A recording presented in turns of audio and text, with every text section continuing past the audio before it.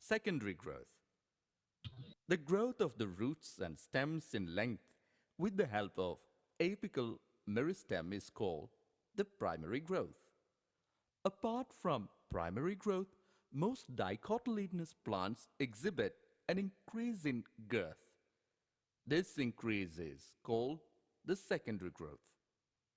The tissues involved in secondary growth are the two lateral meristems. A.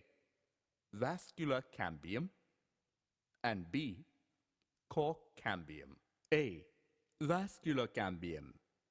The meristematic layer that is responsible for cutting off vascular tissues, xylem and phloem, is called vascular cambium. In the young stem, it is present in patches as a single layer between the xylem and phloem. Later it forms a complete ring. Formation of cambial ring. In dicot stems, the cells of cambium present between primary xylem and primary phloem is the interfascicular cambium. The cells of medullary cells adjoining these intrafascicular cambium become meristematic and form the interfascicular cambium. Thus, a continuous ring of cambium is formed. Activity of the cambial ring. The cambial ring becomes active and begins to cut off new cells, both towards the inner and the outer sides. The cells cut off towards pith mature into secondary xylem, and the cells cut off towards periphery mature into secondary phloem. The cambium is generally more active on the inner side than on the outer. As a result, the amount of secondary xylem produced is more than secondary phloem and soon forms a compact mass. The primary and secondary phloems get gradually crushed due to the continued formation and accumulation of secondary xylem. The primary xylem, however, remains more or less intact in or around the center. At some places, the cambium forms a narrow band of parenchyma, which passes through the secondary xylem and the secondary phloem in the radial directions. These are the secondary medullary rays. Springwood and atomwood. The activity of cambium is under the control of many physiological and environmental factors. In temperate regions, the climatic conditions are not uniform through the year. In the spring season, cambium is very active and produces a large number of xylary elements, having vessels with wider cavities. The wood formed during this season is called springwood or early wood. In winter, the cambium is less active and forms fewer xylary elements that have narrow vessels, and this wood is called atomwood or late wood.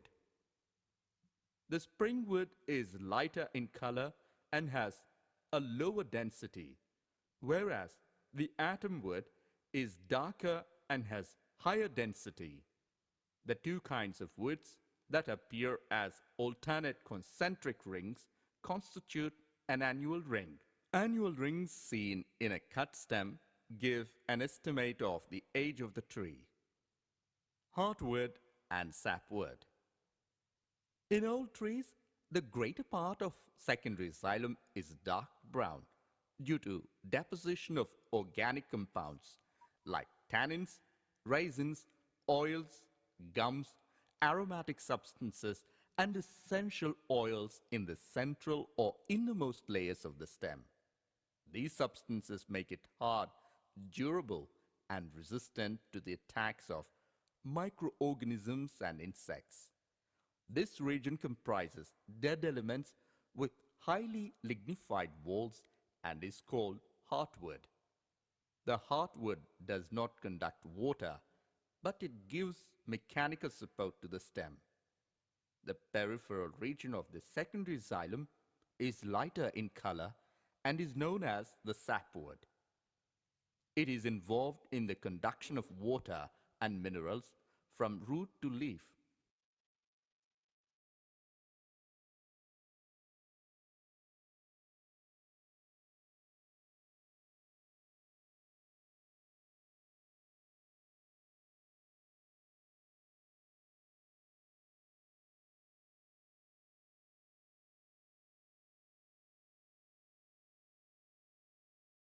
In this video, you can see the secondary growth in stem.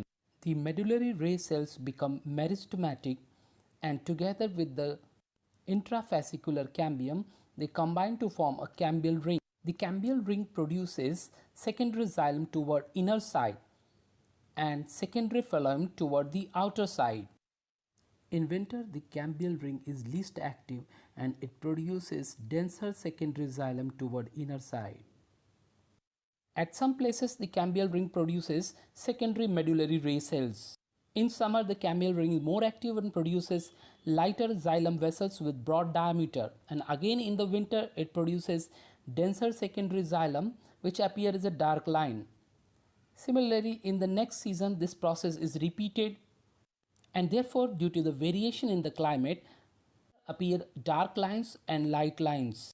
These two together are called as annual rings. The secondary xylem produced during the summer are with broad diameter and are lighter.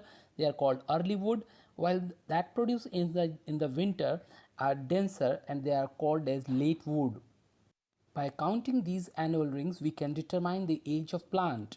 This is called dendrochronology. The parenchymatous cells in the cortical regions become dedifferentiated and become meristematic. They form cork cambium. Toward the inner side, these cork cambium produces living cells which are secondary cortex, and toward the outer side they form dead cells which forms the cork. And in between the cork cells they produce a living complementary cells.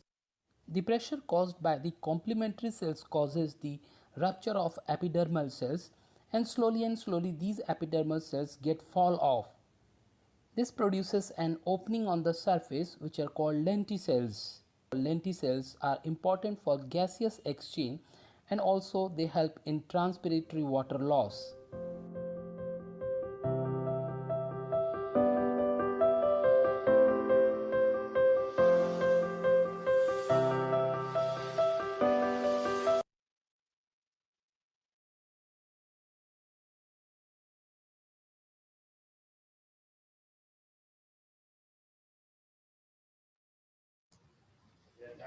Okay मित्रांनो, आपण आता व्हिडिओमध्ये पाहिलं असेल की प्लांटमध्ये किंवा प्लांटचं जे काही स्टेम आहे या प्लांटच्या स्टेममध्ये सेकंडरी ग्रोथ जी आहे ती याप्रमाणे होत असते आणि या सेकंडरी ग्रोथचा या सेकंडरी ग्रोथ जी आहे याप्रमाणे होत असते आणि त्यापासून वूड फॉर्मेशन होते किंवा लाकूड तयार झालेलं आपल्याला दिसते. ओके, तर साधारणतः आपण आता लास्ट लेक्चरमध्ये पाहिलेलं आहे पहा की जे काही डायकॉट प्लांट आहेत किंवा मोनोकॉट प्लांट आहेत, या डायकॉट किंवा मोनोकॉट प्लांटमध्ये जी काही ॲनाटॉमिकल फीचर्स आपण पाहिली, प्रायमरी ॲनाटॉमिकल फीचर्स आपण पाहिली. पर्टिक्युलरली प्रायमरी म्हणजे काय की ॲक्च्युअली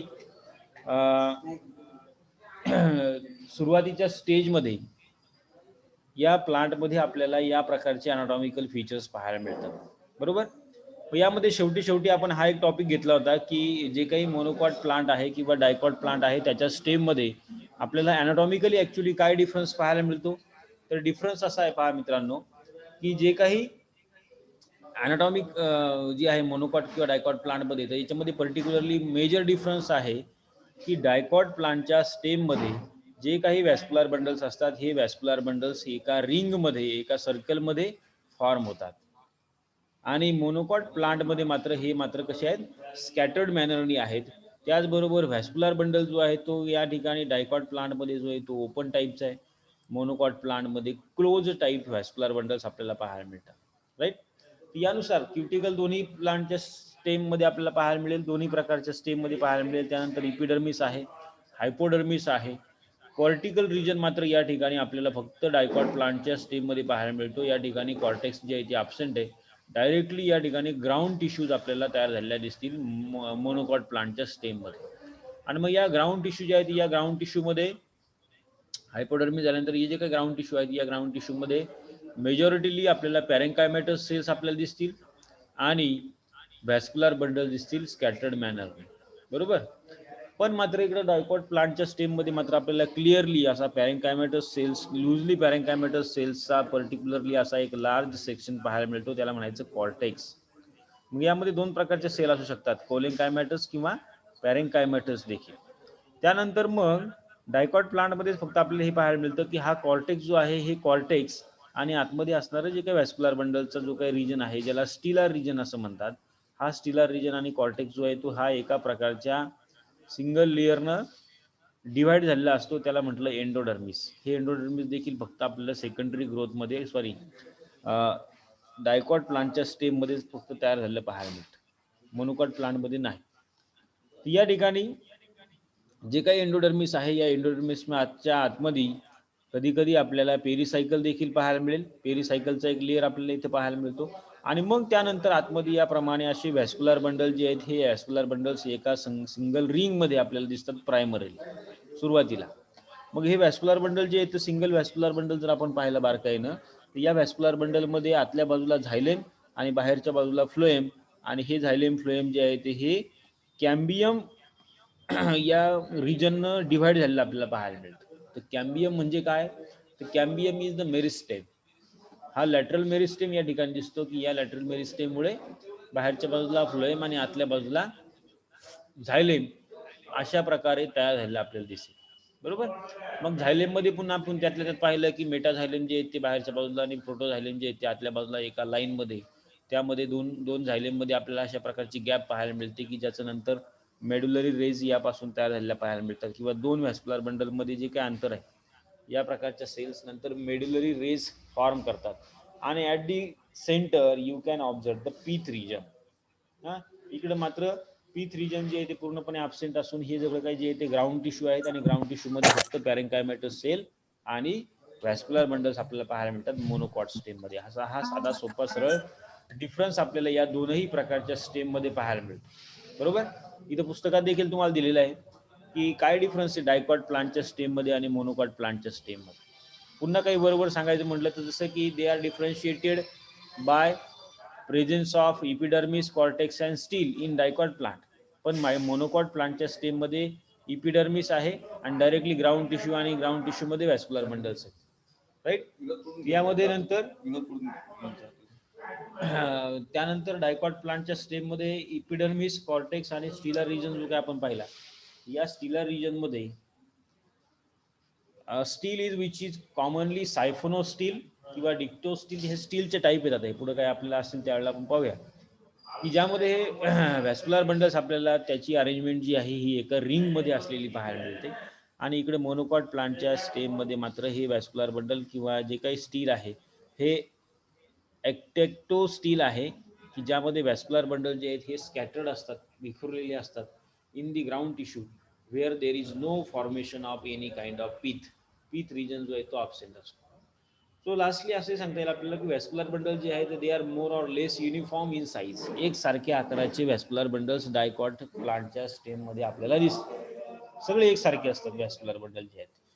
पण मात्र मोनोकॉट प्लांटच्या स्टेममध्ये मात्र हे जे काही व्हॅस्क्युलर बंडल आहेत हे पेरीफेरीला स्मॉल साईजचे आणि इनर साईडला किंवा आतल्या बाजूला जे आहे ते लार्ज साईजचे आपल्याला पाहायला मिळतील. अनइव्हन एकसारखे आकाराचे हे व्हॅस्क्युलर बंडल दिसणार नाहीत, बरोबर. त्यातल्या त्यात पुन्हा व्हॅस्क्युलर बंडल जे आहेत हे ओपन टाईपचे डायकॉटलिडॉनस स्टेममध्ये आणि मोनोकॉटलिडॉनस स्टेममध्ये मात्र क्लोज टाईपचे व्हॅस्क्युलर बंडल्स आपल्याला पाहायला मिळतात. झालं, हा सगळा झाला. हे सगळं काही जे काही आपण प्रायमरी ग्रोथ किंवा प्रायमरी अनाटॉमिकल स्ट्रक्चर्स जे काही पाहिले होते मोनोकॉट आणि डायकॉट प्लांटच्या स्टेममध्ये त्याबद्दल. आता यानंतर आपल्याला पुढे जाऊन आपल्याला असे एक अनाटॉमिकल फीचर्स पाहायचे आहे की तुम्हाला मी म्हटलं होतं लास्ट टाइमला की जे काही डायकॉट प्लांट आहेत या डायकॉट प्लांटच्या स्टेममध्ये म्हणजे काही ठराविक प्रकारचे डायकॉट प्लांट की जे ट्री किंवा श्रब हॅबिटचे आहेत, याच श्रब किंवा ट्री हॅबिटच्या प्लांटमध्ये आपल्याला डायकॉटचे फक्त मोनोकॉटचे नाहीत की ज्यामध्ये आपल्याला लाकूड तयार झालेलं पाहायला मिळतं, वूड फॉर्मेशन झालेलं पाहायला मिळतं. बरोबर. आता एक साधारणतः एक लक्षात घ्या, इथं उदाहरण दाखल तुम्हाला इथं स्क्रीनवरती दिसतंय, एक दोन मुलं आहेत आणि एक साधारणतः त्यांच्या समोर उभं असलेलं झाड तुम्ही जर पाहिलं किंवा झाडाचं खोड जर तुम्ही पाहिलं तर त्या खोडाचा व्यास तुम्ही इमॅजिन करू शकता की किती मोठा असावा. बरोबर. एवढा मोठा व्यास किंवा एवढं मोठं लाकूड तयार होण्यासाठी आतमध्ये या प्लांटमध्ये कशा प्रकारे सेल्युलर ग्रोथ झाली असेल, राईट, किंवा कशा प्रकारे वाढ झाली असेल हे आपल्याला याच्यामध्ये दिसेल. मग यामध्ये दुसरी एक डायग्राम आहे बघा, किंवा दुसरा एक या ठिकाणी फोटोग्राफ्स आपल्याला पाहायला मिळतो की इतक्या मोठ्या प्रमाणामध्ये इतके जायंट किंवा इतक्या मोठमोठाले हे प्लांट्स वाढलेले किंवा प्लांटचे हे जे काही स्टेम आहे या प्लांटच्या स्टेम मध्ये ग्रोथ झालेली आपल्याला दिसत आहे की नाही. पण अशा प्रकारचं स्टेम आहे की त्या स्टेमच्या खालून जवळपास रस्ता केलेला आहे किंवा एक बोगद्यासारखा पार्ट आपल्याला त्या स्टेमच्या खालून दिसतो. दुसऱ्या फोटोमध्ये आपल्याला तेवढ्याच मोठ्या साईजचं हे स्टेम असलेलं आपल्याला पाहायला मिळते, राईट. मग आता हे एवढ्या मोठमोठ्या आकाराचे स्टेम किंवा एवढ्या मोठमोठ्या आकाराचं वूड जे आहे हे कशा प्रकारे फॉर्म होत असेल, किंवा हे पुन्हा एक सुंदर डायग्राम आहे, सुंदर फोटोग्राफ्स आहे की ज्या फोटोग्राफ्समध्ये तुम्ही पाहू शकाल की अगदी मोठमोठाली खोडं किंवा मोठमोठाले स्टेम या ट्रीचे आपल्याला पाहायला मिळतात. अडॅन्सोनिया डिजिटेटा नावाचं ट्री आहे, गोरखचिंच ज्याला म्हणतात आपण. या प्लांटमध्ये स्टेम जे आहे त्याच्यामध्ये स्टेममध्ये फार मोठी वाढ झाली आपल्याला दिसते आणि त्यामुळे त्याच्या स्टेमची रुंदी जी आहे किंवा स्टेमची जी काही डायमीटर आहे ती खूप मोठी वाढलेली आपल्याला दिसते. आणि याच्या अगोदर ज्या काय आपण प्लांट पाहिले हे कोनिफेरल्स आहेत, म्हणजे पायनस, ठीक आहे नाही, पायनस प्लांट किंवा सिक्विया ट्री नावाचं, सिक्विया नावाचं हे बहुतेक प्लांट आहे. सगळ्यात मोठ्या, सगळ्यात जायंट प्लांट याला ज्याला म्हटलं जातं, सगळ्यात मोठं प्लांट आहे आणि हे अडॅन्सोनिया डिजिटेटा. तर आता या प्लांटमध्ये तुम्ही पाहाल की जे काही स्टेम आहे हे स्टेमची गर्थ मोठ्या प्रमाणामध्ये वाढलेली आपल्याला दिसते. बरोबर. या इतक्या मोठ्या प्रमाणामध्ये जर काय समजा एखाद्या प्लांटला जर तुम्ही कट केलं तर या प्रमाणात तुम्हाला हे प्लांट जे आहे ते याचं वूड वाढलेलं आपल्याला पाहायला मिळेल. आणि लास्ट लेक्चरमध्येच आपण डिस्कस केलं किंवा लास्ट युनिटमध्ये आपण डिस्कस केलं की प्लांटमध्ये या प्रकारे ज्या वेळेला सेकंडरी ग्रोथ होत असते त्यावेळेला या प्रकारच्या अॅन्युअल रिंग्स फॉर्म होत असतात. आता ह्या अॅन्युअल रिंग कशा फॉर्म होतात हे तुम्हाला आता इथं बहुतेक मला वाटते लवकर नीट व्यवस्थित क्लिअर होईल, राईट. याप्रमाणे अशा अॅन्युअल रिंग्स फॉर्म होत असतात आणि त्यानुसार समर, ऑटम वूड आणि स्प्रिंग वूड अशा प्रकारचे दोन टाईपचे रिंग्स आपल्याला याच्यामध्ये दिसतील आणि त्यानुसार हे पूर्णपणे वूड जे आहे हे फॉर्म तयार झालेलं पाहायला मिळतं. मग हे आतला जो काही भाग असतो हा वूडचा हा जवळपास ऑलमोस्ट डेड सेलनं तयार झालेला असतो. या सेल ज्या आहेत ह्या डेड सेल असतात, आहे की नाही, की ज्यामध्ये एकदाच लिग्निन डिपॉझिट झालेलं असतं आणि त्यानंतर त्या डेड झाल्या आणि त्यामुळे भयंकर मोठ्या प्रमाणामध्ये त्याच्यामध्ये मेकॅनिकल स्ट्रेंथ आलेली आपल्याला दिसते. हा ट्रान्सफर सेक्शन झाला. व्हर्टिकल सेक्शन जर तुम्ही पाहिला तर व्हर्टिकल सेक्शनमध्ये सुद्धा आपल्याला असे हे सगळे काही अरेंजमेंट पाहायला मिळेल. यानुसार आपण लास्ट लेक्चरमध्ये किंवा मागच्या टॉपिकमध्ये पाहिले की अशा प्रकारच्या वूड फॉर्मेशनमध्ये दोन प्रकारचं वूड आपल्याला पाहायला मिळतं. एक आहे हर्ट वूड आणि दुसरं आहे सॅप वूड. जे काही डेड आणि जुनं वूड आहे, जुनं लाकूड जे आहे, प्रत्येक वर्षी या प्रकारची एक एक रिंग जी आहे ही वाढत गेलेली आपल्याला पाहायला मिळते किंवा त्याचं त्या प्रमाणामध्ये समर सीझनमध्ये किंवा विंटर सीझनमध्ये कमी प्रमाणात ग्रोथ होत असते आणि रेनी सीझनमध्ये जास्त प्रमाणात ग्रोथ होत असते आणि त्यामुळे आपल्याला या दोन प्रकारच्या अशा रिंग्स याच्यामध्ये पाहायला मिळतात. हा, एकाला म्हणतो आपण लेट वूड, एकाला म्हणतो आपण अर्ली वूड. ओके. आणि यानुसार काही मेड्युलरी रेस सुद्धा आपल्याला असे पाहायला मिळतील, म्हणजे अशा उभ्या काही रेषा आपल्याला या लाकडावरती पाहायला मिळतील. These are we called the medullary rays. They are in between the vascular bundles. Centre region is the pith region आणि या पीथ रिजनच्या सराउंडिंगला याप्रमाणे असे ग्रोथ रिंग जे आहे ते वाढत जातात आणि यंग जी असेल म्हणजे जुनी ग्रोथ रिंग या ठिकाणी सेंटरला आणि यंग जी असेल ती इकडं पेरिफेरीला आपल्याला असली पाहायला मिळेल. ही यंग ग्रोथ रिंग आहे आणि त्याच्या बाहेरून आपल्याला क्युटिकल जे असतं त्या क्युटिकल पासून किंवा या प्रकारच्या सेल पासून बार्क तयार झालेले आपल्याला दिसते. अशा प्रकारचं स्ट्रक्चर आपल्याला प्लांटमध्ये तयार होते. तर मग हे होतं कशामुळे? प्रत्येक प्लांटमध्ये होतं का? नाही. मग आता मोनोकॉट आणि डायकॉट प्लांटचे जे काही दोन ग्रुप आहेत यापैकी फक्त आणि फक्त डायकॉट प्लांटमध्येच ही गोष्ट आपल्याला घडून आलेली दिसते. ओके. आता ही गोष्ट कशामुळे घडते? तुम्हाला सुरुवातीला आपण सांगितलं होतं पहा की जे काही डायकॉट प्लांट आहे, डायकॉट प्लांट आहे, या डायकॉट प्लांटमध्ये जे काही व्हॅस्क्युलर बंडल्स असतात हे व्हॅस्क्युलर बंडल्स एका रिंगमध्ये असतात. They are form in a single ring. बरोबर. सुरुवातीला अशा प्रकारे हे एका रिंगमध्ये असतं. इथं पाया डायग्राम मध्ये हे जे काही व्हॅस्क्युलर बंडल आहेत हे बरोबर या एका रिंगमध्ये आहे. मग आता ही एक रिंग झाली, यानंतर पुढची आणखीन एक रिंग जर का डेव्हलप झाली, तिसरी रिंग झाली, चौथी रिंग डेव्हलप झाली, तर या ठिकाणी जे आहे हे झायलेम जे आहे हे permanent tissue, complex permanent tissue जे आहे ते तशा डिपॉझिट राहतील आणि यापासून वूड फॉर्मेशन झालेलं आपल्याला पाहायला मिळेल. So that is we called as a secondary growth. या सगळ्या फेनॉमिनॉनला काय म्हणायचं आहे? सेकंडरी ग्रोथ असं म्हटलं जातं. नॉर्मल सेकंडरी ग्रोथ आहे, काही प्लांटमध्ये आपल्याला ॲबनॉर्मल सेकंडरी ग्रोथ देखील पाहायला मिळते. So in this you can observe these normal secondary growth in the dicot plant stem only. जे काही डायकॉट प्लांट आहे जसं की स्पेसिफिकली ट्री हॅबिटचे किंवा श्रब हॅबिटचे, या दोन हॅबिटचे जे काही प्लांट आहेत, म्हणजे याच्यामध्ये आंबा आलं, त्यानंतर बाबूल असेल, साग असेल, चिमण साग असेल, त्यानंतर तुमचं शिसो असेल, त्यानंतर लिंबाचं झाड असेल, गुलमोहर असेल, आहे की नाही, ही सगळी जी काही ट्री प्लांट आहेत किंवा श्रबी प्लांट आहेत, या सगळ्या प्लांटमध्ये सेकंडरी ग्रोथ झाली पाहायला मिळते. आता आपण सुरुवातीला जी पाहिली होती प्रायमरी ग्रोथ, प्रायमरी ग्रोथमध्ये एकच रिंग तयार होते, पण मग त्या एका रिंगची डबल रिंग तयार झाली, त्याला म्हणायचं सेकंडरी ग्रोथ. डबलची 3 झाली, ही जी काही ग्रोथ होत जाते याला म्हणायचं secondary growth. So growth in length of main axis by the activity of apical meristem is called as primary growth. बरोबर. मेन ॲक्सिसवरती जी काही ग्रोथ होत असते पहिल्यांदा सुरुवातीला अपायकल मेरिस्टेमच्या ॲक्टिव्हिटीमुळे, पहिल्यांदा जी काही ग्रोथ होईल त्याला म्हणायचं प्रायमरी ग्रोथ. पण मात्र ज्यावेळेला स्टेम जे आहे it will increase in the thickness or girth of the axis due to formation of secondary tissue is called as secondary growth. ज्या काही स्टेममध्ये ज्या स्टेमची थिकनेस वाढते किंवा स्टेमची जी काही गर्थ वाढलेली आपल्याला पाहायला मिळते, ओके, त्या सेंट्रल ॲक्सिस पासून, it is due to formation of secondary tissues. Secondary tissues या ठिकाणी तयार होतात. प्रायमरी टिश्यू तर आहेतच आहे, पण त्यापासून सेकंडरी टिश्यू या ठिकाणी तयार झालेले आपल्याला दिसतील. आणि या सेकंडरी टिश्यूमुळे या ठिकाणी जी काही ग्रोथ होते, गर्थ वाढते, डायमीटर वाढला जातो या प्लांटच्या स्टेमचा, याला म्हणायचे secondary growth. So these secondary tissue they are formed by the activity of cambium and cork cambium. कशामुळे या सेकंडरी ग्रोथ किंवा सेकंडरी टिश्यू तयार होत असतील? तर यामध्ये बघा प्लांटच्या स्टेम मध्ये जो काही कॅम्बियम आहे, या कॅम्बियमचं एक्सटेन्शन होतं आणि या कॅम्बियमच्या ऍक्टिव्हिटीमुळे या ठिकाणी सेकंडरी ग्रोथ झाली आपल्याला पाहायला मिळेल. सेकंडरी टिश्यूज या ठिकाणी तयार होतात.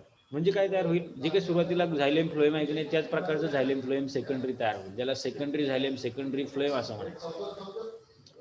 So the cambium forms secondary tissues in the stelar region and cork cambium will be form secondary tissue into cortical region. पहिल्यांदा काय आलं? जे काही कॅम्बियम आहे हे कॅम्बियम काय फॉर्म करेल? सेकंडरी टिश्यू फॉर्म करेल, पण कुठे?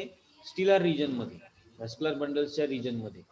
आणि दुसरं जे आहे कॉर्क कॅम्बियम सुद्धा आपल्याला पाहायला मिळतं. कॉर्क म्हणजे बार्क किंवा ज्याला आपण म्हणूया कॉर्टेक्स किंवा हायपोडर्मिस, या हायपोडर्मिस रिजनवरती सुद्धा आपल्याला कॅम्बियम त्या ठिकाणी असलेलं पाहायला मिळतं. आणि या कॅम्बियमच्या ॲक्टिव्हिटीमुळे या ठिकाणी सेकंडरी टिश्यू तयार झालेलं पाहायला मिळतात, ज्याला म्हणायचं कॉर्टिकल रिजन्स.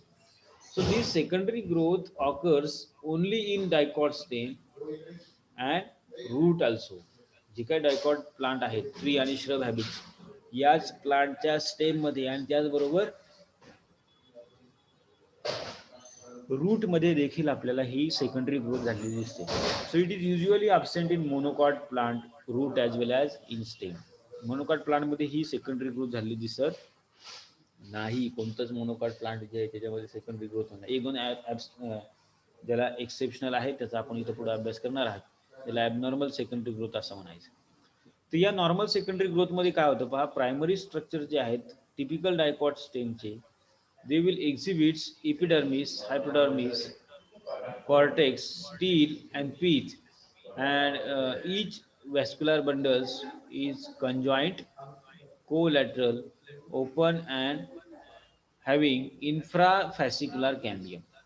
कसं आहे बघा, प्रायमरी स्ट्रक्चरचे एखाद्या टिपिकल डायकॉट स्टेमचं, ज्यामध्ये इपिडर्मिस आहे, हायपोडर्मिस आहे, कॉर्टेक्स आहे, स्टील आहे, पीथ आहे, याचप्रमाणे हे जे काही व्हॅस्क्युलर बंडल आहेत, या व्हॅस्क्युलर बंडलमध्ये कंजॉईंट, कोलॅटरल आणि ओपन टाईपचे व्हॅस्क्युलर बंडल, म्हणजे त्या ठिकाणी पुन्हा एक कॅम्बियम जो आहे तो प्रेझेंट आहे.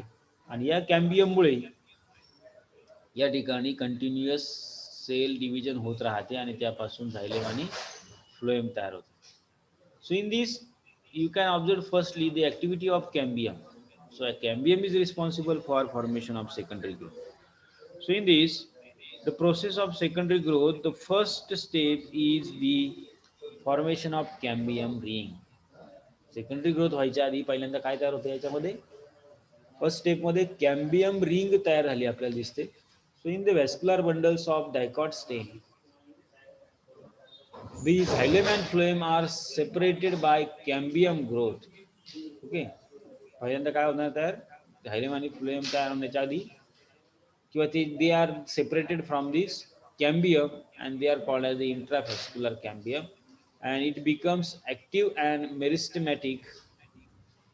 Meristematically it will be active, and during this secondary growth the parenchymatous cells in between the vascular bundles they become meristematic and they will form the strips of interfascicular cambium. Okay, तर या ठिकाणी जे काही secondary growth होणार आहे, या secondary growth मध्ये असणारे जे काही पॅरेंकायमॅटस सेल असतील या व्हॅस्क्युलर बंडल्स मधल्या, दे बिकम मेरिस्टमॅटिक.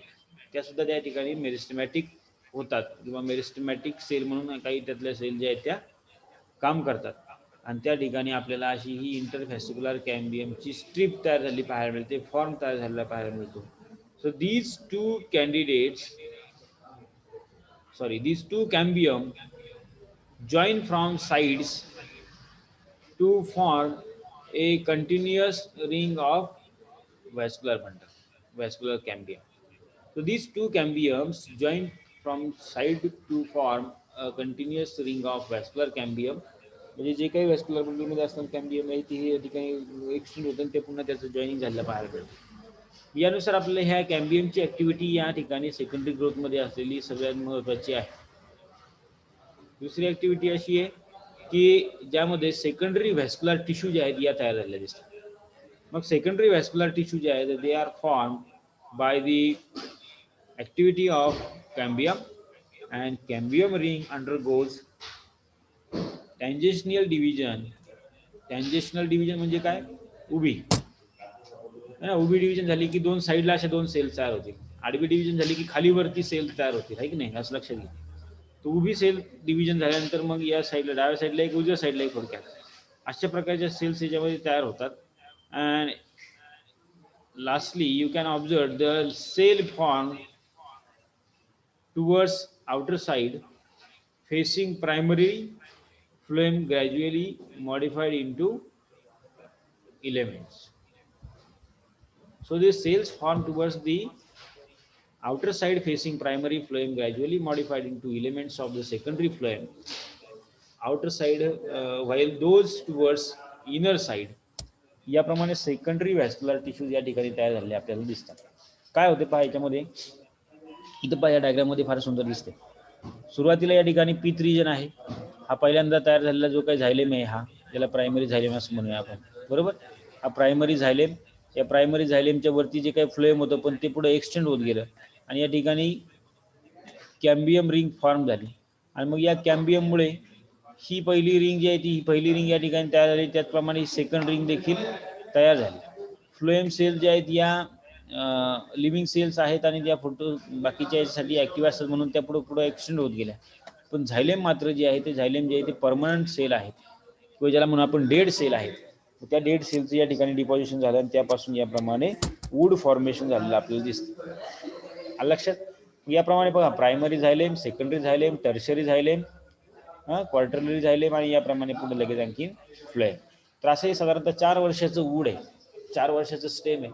4 इयर मध्ये आपल्याला या प्रकारे आपल्याला त्याच्यामध्ये प्रोग्रेस किंवा सेकंडरी ग्रोथ झालेली आपल्याला पाहायला मिळते. नॉर्मल सेकंडरी ग्रोथ, नॉर्मल म्हणजे काय, चारही बाजूला एकसारखी नॉर्मली ही सेकंडरी ग्रोथ होत असते आणि या सेकंडरी ग्रोथमुळे वूड फॉर्मेशन झालेले आपल्याला दिसतं.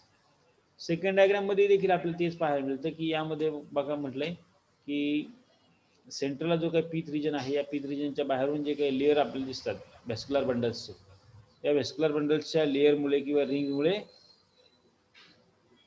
पुढे आपल्याला सेकंडरी ग्रोथ किंवा वूड फॉर्मेशन झालेलं दिसतं, बरोबर. पहा, झायलेम जे आहे ते मेटा झायलेम आतून, पुन्हा प्रोटो झायलेम बाहेरून अशा प्रमाणे ही सगळी अरेंजमेंट आपल्याला दिसेल.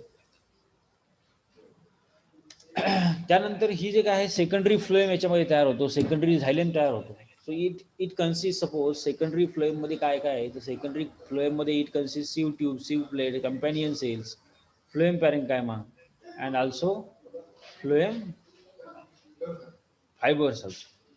So these phloem elements are arranged in two systems, the vertical system and horizontal system.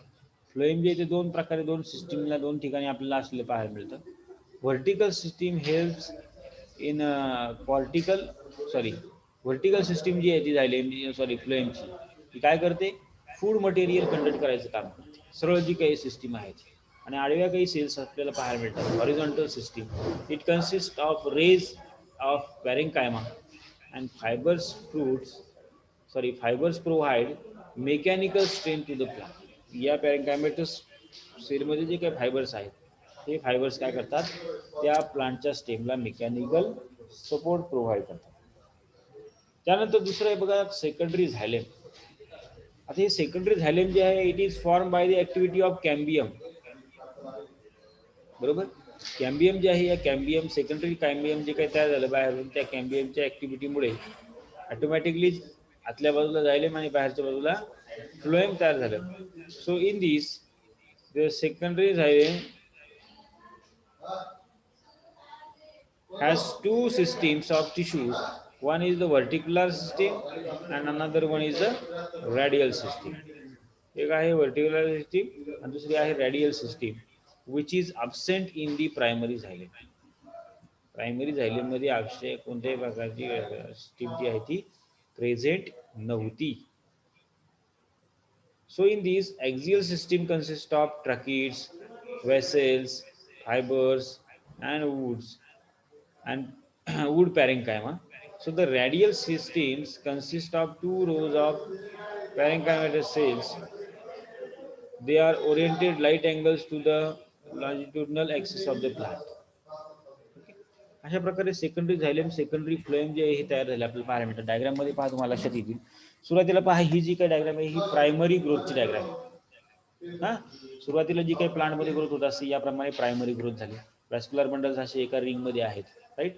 मग त्यामध्ये जो काही कॅम्बियम आहे या कॅम्बियमचं या ठिकाणी इंटरफॅसिक्युलर कॅम्बियमची ग्रोथ झाली आपल्याला पाहायला मिळते.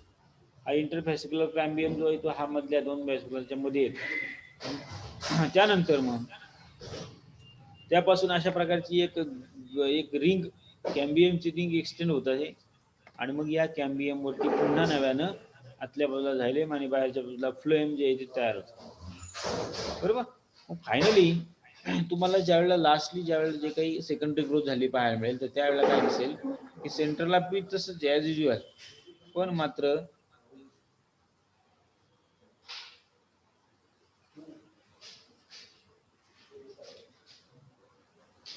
at the last you can observe these secondary tissues are form. म्हणजे पहिल्यांदा जे काही सर्कल होतं त्या सर्कलच्या भोवती पुन्हा आणखीन डबल बाहेरच्या बाजूला पुन्हा काही सेकंडरी झाले, सेकंडरी फ्लोएम तयार झालं, त्याच्यामध्ये हे असणारे मेड्युलरी रेज फॉर्म झाले आणि त्यानुसार मग आपल्याला हे वूड फॉर्मेशन झालं पाहायला मिळतं. ओके. त्यानंतर व्हॅस्क्युलर रेज आपल्याला याच्यामध्ये अशा प्रकारचे दिसेल. सेकंडरी ग्रोथ ज्यावेळेला होत असेल normal secondary growth at some place the cambium ring forms some narrow bonds of parenchymatous cells and these cells extend radially from the pith to the phloem are called as a secondary medullary rays. मग याप्रमाणे असे काही मेड्युलरी raise म्हणजे असे काही लहान लहान अशा लाईन्स आपल्याला याच्यामध्ये या व्हॅस्क्युलर बंडल्स मध्ये तयार झालेल्या आपल्याला पाहायला मिळतात. त्याच लाईन्स आपल्याला पुढे जाऊन वूडवरती देखील दिसायला आपल्याला दिसतात. So they are one two few cells in thickening and activity of cambium is one more inner side result, more secondary xylem is formed on the inner sides, and due to this presence of formula due to this pressure phloem pushed outward and primary xylem gets crushed. So also they will push primary phloem, cortex and epidermis for sometimes then broken here, and there is herbaceous plant cambium activity for one year is perennial plant. It active for many years to form the xylem and phloem. तर अशा प्रकारे हे vascular raise तयार होतात. Vascular raise जे आहेत याप्रमाणे तयार होतील. पहा व्हॅस्क्युलर बंडल्स मध्ये असणारे असे जे काही मेड्युलरी रेज आहे या मेड्युलरी रेज मध्ये अनेक अशा तयार होतील. फक्त वरती या प्रकारचं मॉडिफिकेशन झालं थोडक्यात आपल्याला पाहायला मिळेल. लास्टली पहा काय डिफरन्स या दोन याच्यामध्ये vascular bundles of monocot stem आणि व्हॅस्क्युलर बंडल जे डायकॉट स्टेम मध्ये काय डिफरन्स आहे. तर व्हॅस्क्युलर बंडल जे मोनोकॉट स्टेम मध्ये ते स्कॅटर्ड आहेत नो डाऊट. डायकॉट मध्ये ते एका रिंग मध्ये आहेत ज्यामुळे मोनोकॉट प्लांट मध्ये सेकंडरी ग्रोथ होऊ शकत नाही. आणि डायकॉट प्लांट मध्ये देखील फक्त आणि फक्त जे काही ट्री हॅबिट आहेत किंवा श्रब हॅबिट आहेत या श्रब किंवा ट्री हॅबिट मध्येच फक्त आपल्याला ही सेकंडरी ग्रोथ झाली पाहायला मिळते डायकॉट प्लांट. दुसरा डिफरन्स असं सांगता येतो की they R of different size. Vascular bundle जे आहेत मोनोकॉट प्लांट मध्ये ते वेगळ्या साईजचे असतात. डायकॉट प्लांट मध्ये मात्र एकाच साईजचे असतात. They appear to be embedded in the ground tissue. Ground tissue मध्ये विखुरलेले असतात. हे मात्र ग्राउंड टिश्यू मधून असून हे कॉर्टेक्स आणि ग्राउंड टिश्यू या दोन्हीच्या मध्ये असतात. Each vascular bundle is encircled by bundle sheath made up of by sclerenchyma. म्हणजे त्याच्या भोवती स्क्लेरेन्कायमेटस टिश्यू असतात हे लक्षात घ्या. and there is no bundle cap. then each vascular bundle is conjoined collateral and leptocentric. म्हणजे एक लक्षात घ्या महत्वाचं की मोनोकॉट प्लांट मध्ये कोलॅटरल आणि क्लोज्ड टाईपचे व्हॅस्क्युलर बंडल आहेत आणि डायकॉट प्लांट मध्ये मात्र ओपन टाईपचे व्हॅस्क्युलर बंडल. शेवटी जर बघितलं आपण तर काही बरेचसे काय आता बघा वूड फॉर्मेशन होते. सेकंडरी ग्रोथचं पर्पज काय वूड फॉर्मेशन करणे आणि हे वूड जे आहे हे मेकॅनिकल सपोर्ट देण्यासाठी त्या ठिकाणी तयार झालेलं असतं. ही जी काही मोठमोठ्या साईजच्या आकाराची जी काही प्लांट वाढतात या प्लांटला मेकॅनिकल सपोर्ट असणं आवश्यक आहे. म्हणून मग स्वतःहून त्या प्लांटमध्ये अशा प्रकारचं मेकॅनिकल सपोर्ट निर्माण करणारे सेकंडरी ग्रोथ जी आहे ही सेकंडरी ग्रोथ तयार झाली आपल्याला पाहायला मिळते. पहा किती सुंदर स्ट्रक्चर आहे. या ज्या काही मेड्युलरी रेज या मेड्युलरी रेज पासून नंतर मग अशा प्रकारचे चिरा पडलेले आपल्याला पाहायला मिळतात आणि याच्यावरती अशा प्रकारचे हे सर्कल देखील पाहायला मिळते. मग मोठ्या प्रमाणामध्ये जे काही या सेकंडरी ग्रोथ जी आहे या सेकंडरी ग्रोथ पासूनच मोठ्या प्रमाणामध्ये लाकूड फॉर्म होते आणि मग या लाकडाचा जो काही वापर आहे तो आपण वेगळ्या ठिकाणी करतो हे तुम्हाला माहिती आहे. लाकूड जे आहे प्रामुख्यानं वूड जे आहे याचं टिंबर म्हणून वापरलं जातं for manufacturing or preparation of houses किंवा हाऊस अप्लायन्सेस. हाऊस घराच्यासाठी वेगळ्या प्रकारचे काही साहित्य असतात. दारं खिडक्या असतील चौकटी असतील किंवा पिलर्स असतील यासाठी देखील याचा वापर केला जातो. किंवा मग ज्या ठिकाणी टेम्परेचर नाही हिवाळा ज्या ठिकाणी कायमच थंडावा असतो त्या ठिकाणी मात्र अशी फळ्यांची घरं केली जातात आणि त्यानंतर त्याच्यावरती प्लास्टर वगैरे आपल्याला पाहायला मिळते. इंग्लंडला वगैरे अशी लाकडाच्या फळ्यांची घरं असतात. आलं तर याच्यामध्ये लाकडापासून तयार झालेले फर्निचर देखील आपल्याला मोठ्या प्रमाणामध्ये पाहायला मिळतं. त्यानंतर घरं काही आहेत. अशा प्रकारे आपल्याला वेगवेगळ्या प्रकारचं सगळं काही फर्निचर आपल्याला या वूड पासून तयार झालेलं आपल्याला पाहायला मिळतं. पेपर आहे किंवा अनेक अप्लायन्सेस ॲप्लिकेशन्स आपल्याला या वूड पासून तयार झालेले पाहायला मिळते. ठीक आहे. अशा प्रकारे हे सर्व काही सेकंडरी ग्रोथ होत असते नॉर्मली आणि या नॉर्मली सेकंडरी ग्रोथ पासून तयार झालेलं जे काही वूड आहे या वूडचे भरपूर सारे ॲप्लिकेशन्स किंवा मेकॅनिकल सपोर्ट महत्त्वाचा आहे दिलेलं आपल्याला पाहायला मिळतं.